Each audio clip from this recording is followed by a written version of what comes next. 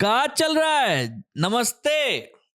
इस समय की तीन बड़ी खबरें हैं जो कि इस समय सारी सियासी धुरी पे टिकी पड़ी हैं।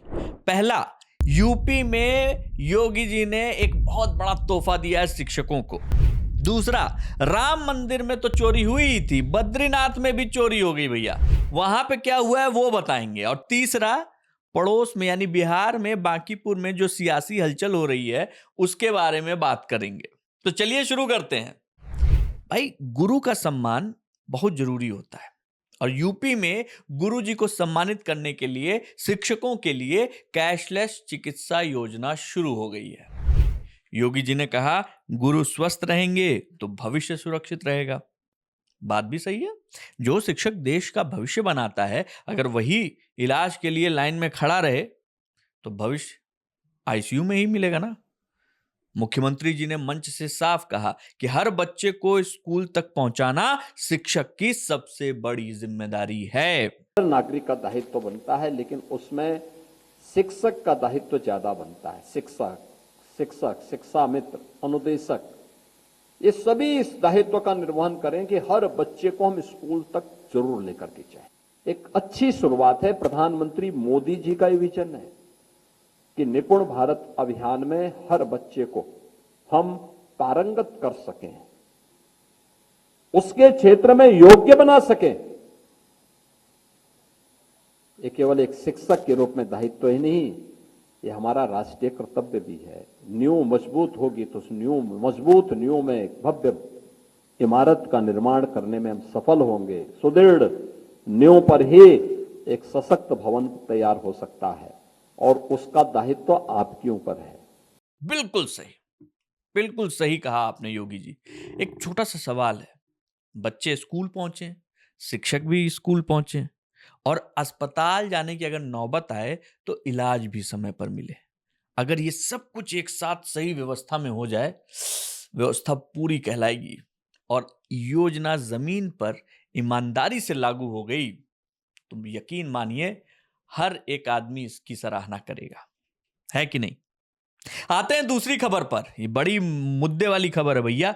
भगवान को दान, चोरी करे इंसान।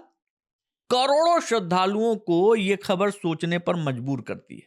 अभी राम मंदिर में दान प्रबंधन को लेकर जांच चल रही है, उधर बद्रीनाथ में भी दान से जुड़ी शिकायतों के बाद जांच बैठ गई है।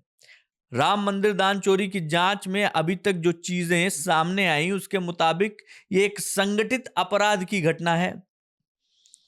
इस चोरी की वारदात में कई लोग शामिल हैं। सिस्टम की भी लापरवाही है जिसके चलते हुआ। न तो सीसीटीवी ठीक से मॉनिटर किया गया, न काउंटिंग रूम में काम करने वाले कर्मचारियों की चेकिंग हुई, न किसी प्रक्रिया को शुरू से गंभीरता से लिया गया। एसआईटी जो गठित हुई है ना, वो बैंक कर्मचारियों पर भी शक कर रही है।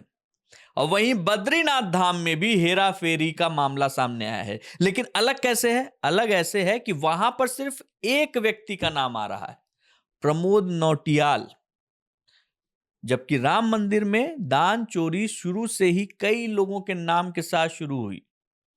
सोचिए, भगवान के घर में भी अगर हिसाब किताब का सीसीटीवी लगाना पड़े तो इंसान की नीयत कितनी कमजोर हो चुकी है।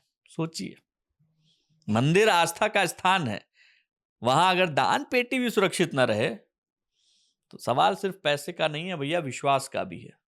भक्त भगवान पर भरोसा करके दान देता है, लेकिन व्यवस्था पर भरोसा करने के लिए जांच रिपोर्ट का इंतजार करना पड़ता है। उम्मीद है जांच निष्पक्ष होगी, जो दोषी होंगे उनको सजा मिलेगी और श्रद्धालुओं का विश्वास बना रहेगा। आइए तीसरी खबर पर चलते हैं। तीसरी खबर कहां है? यूपी के पड़ोस बिहार में। बिहार में बंटी भैया चर्चे में। यहां बंटी भैया, बांकीपुर उपचुनाव, उम्मीदवार कौन है, जात क्या है, समीकरण क्या है और कौन किसका वोट काटेगा, कौन किसका समीकरण बनाएगा, कौन बिगाड़ेगा। वैसे इस देश में चुनाव आते ही बिजली, पानी, रोजगार सब पीछे हो जाता है। आगे क्या आता है? जाति, गणित, रणनीति, सोशल मीडिया की राजनीति। जनता पूछती रहती है कि भाई साहब सड़क कब बनेगी? नेताजी जवाब देते हैं, पहले जातीय समीकरण को समझिए। बिहार की सबसे चर्चित विधानसभा सीटों में शामिल बांकीपुर पर 30 जुलाई को उपचुनाव होना है। भारतीय जनता पार्टी ने अपनी इस हाई प्रोफाइल सीट के लिए अपने उम्मीदवार के नाम का ऐलान कर दिया। बीजेपी ने लंबे समय से संगठन में सक्रिय अभिषेक सिन्हा उर्फ बंटी को मैदान में उतारा है। सबसे बड़ी वजह क्या है इसका पता है आपको? 14 का चक्कर। दरअसल बांकीपुर विधानसभा सीट के जातीय समीकरण में कायस्थ मतदाता करीब 14% है और यह सीट पहले भी बीजेपी के जो राष्ट्रीय अध्यक्ष हैं और राज्यसभा सांसद नितिन नवीन उनके पास थी। उनके राज्यसभा जाने के बाद सीट खाली हुई और उपचुनाव की नौबत आई।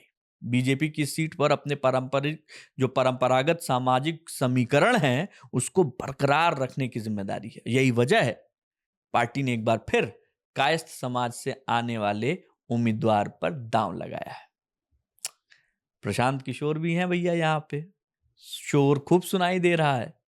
मतलब यूपी में शिक्षकों को स्वास्थ्य सुरक्षा मिल रही है, मंदिरों में सुरक्षा व्यवस्था पर सवाल उठ रहे हैं और बिहार में चुनाव गणित तेज हो चुका है।